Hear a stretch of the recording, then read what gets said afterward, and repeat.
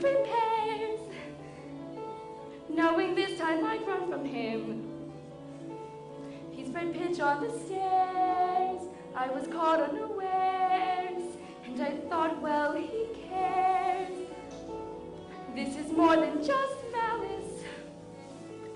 Better stop and take stock while you're standing here stuck on the steps of the palace. Better run along home and avoid the collision.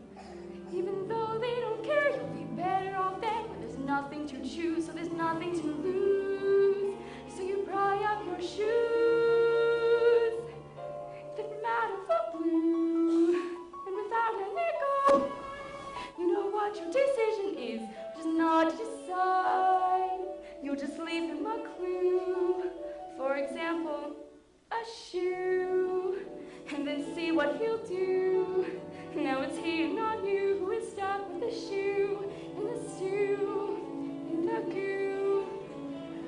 And you've learned something too, something you never knew. On the steps of the palace.